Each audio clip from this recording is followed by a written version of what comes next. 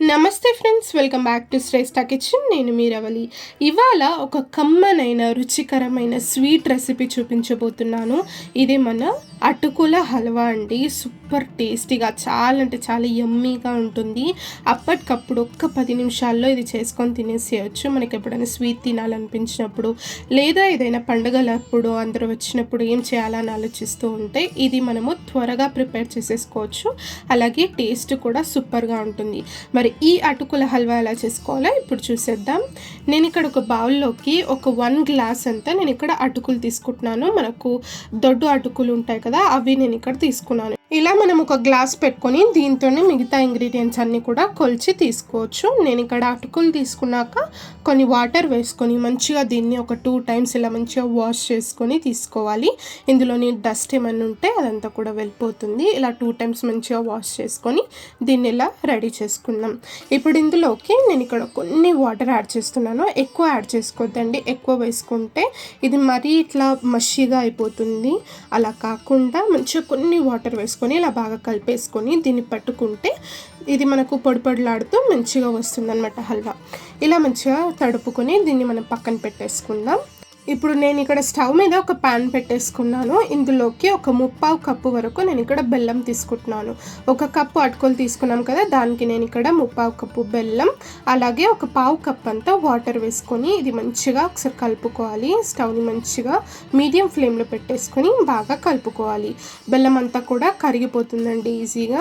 ఈ కొలతలతో నేను చెప్పిన కొలతలతో చేస్తే ఈ అటుకుల హల్వా చాలా అంటే చాలా టేస్టీగా సూపర్గా ఉంటుందండి. ఇలా బెల్లం అంతా కూడా కరిగిపోయాక చూడండి, దీన్ని మనం మంచిగా బాయిల్ చేసుకొని తీసుకోవాలి. ఇది మంచిగా ఒక లేత తీగ పాకం వచ్చేంత వరకు బాగా బాయిల్ చేసుకోవాలి. మరి అలా అని ఎక్కువ థిక్గా కూడా చేసుకోవద్దు. ఈ సిరప్ని కొంచెం మనం లేత తీగ పాకం వచ్చేంత వరకు బాగా బాయిల్ చేసుకోవాలి. ఇందులోకి నేను ఒక 1/2 టీ స్పూన్ అంత ఇలాచీ పౌడర్, అలాగే ఒక 1 స్పూన్ నెయ్యి కూడా వేసుకున్నాను. ఇలా ఇలాచీ పౌడర్, నెయ్యిని ఒకసారి బాగా ఇందులోకి కలిపేసుకుందాం. మంటను మీడియం ఫ్లేమ్లో పెట్టుకొని ఇలా బాగా బాయిల్ చేసుకోవాలి.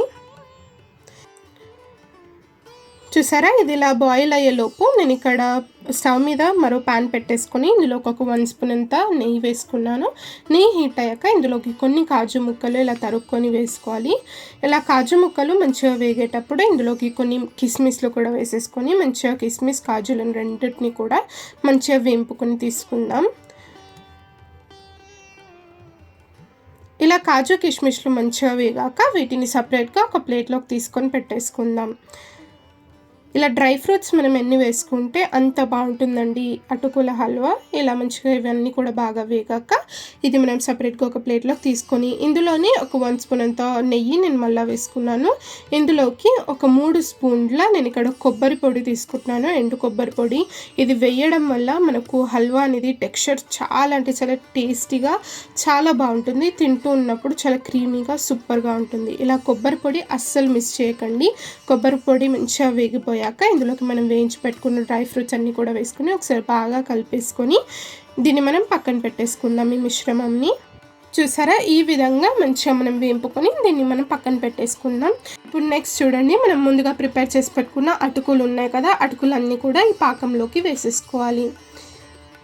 ఇలా అటుకులన్నీ కూడా వేసుకున్నాక ఒకసారి బాగా కలిపేసుకుందామండి. ఈ బెల్లం వాటర్ అన్నీ కూడా మంచిగా అటుకులు పీల్చుకుంటాయి. ఇది మంచిగా దగ్గర పడుతుంది. అంతవరకు దీన్ని మనం మంచిగా కుక్ చేసుకోవాలి. ఇలా ఒకసారి బాగా కలుపుకున్నాక మనం ప్రిపేర్ చేసి పెట్టుకున్న కొబ్బరి పొడి, డ్రై ఫ్రూట్స్ ఇవన్నీ ఉన్నాయి కదా, ఇదంతా కూడా మనం ఇందులోకి వేసేసుకొని ఒకసారి బాగా కలిపేసుకుందాం. ఇలా కలుపుకున్నాక మంచిగా ఈ సిరప్, బెల్లం సిరప్ అంతా కూడా మంచిగా ఇంకిపోయేంత వరకు బాగా కలుపుకోవాలి. మంటను మీడియం ఫ్లేమ్లో పెట్టుకొని మంచిగా దీన్ని కుక్ చేసుకోవాలి. చూసారా, ఇలా మంచిగా బాయిల్ అవుతూ ఉంటుంది. మధ్యలో ఒక్కొక్కసారి ఇలా కలుపుతూ మంచిగా దీన్ని కుక్ చేసుకోవడమే. చాలా సింపుల్ రెసిపీ అండి. మీకు ఎప్పుడైనా స్వీట్ తినాలనిపించినప్పుడు, లేదా పిల్లలు గోల చేసినప్పుడు స్వీట్ తినాలని ఉంది అని చెప్పినప్పుడు తప్పకుండా ఈ రెసిపీ ట్రై చేయండి. చాలా అంటే చాలా టేస్టీగా ఉంటుంది. అందరు కూడా చాలా ఎంజాయ్ చేస్తారు. చూసారా, మనకి ఇలా దగ్గర పడుతుంది హల్వా అంతా కూడా. అప్పుడు మనం స్టవ్ ఆఫ్ చేసేసుకొని ఇలా సర్వ్ చేసుకోవడమే. చాలా అంటే చాలా టేస్టీగా, యమ్మీగా, సూపర్గా ఉంటుంది. పండుగలప్పుడు కూడా ఇది చేసుకుంటే చాలా బాగుంటుంది. అందరు కూడా బాగా ఎంజాయ్ చేస్తారు ఇంటికి వచ్చిన వారు. సో ఇవాళ రెసిపీ నచ్చిందా మీకు? నచ్చితే తప్పకుండా మీరు కూడా ట్రై చేసి మీకు ఎలా కుదిరిందో నాతో షేర్ కూడా చేసుకోండి. వీడియో నచ్చినట్లయితే తప్పకుండా వీడియోని లైక్ చేయండి, మన ఛానల్ని సబ్స్క్రైబ్ చేసుకుని పక్కన ఉన్న బెల్ ఐకాన్ని కూడా ప్రెస్ చేయండి. Thank you for watching.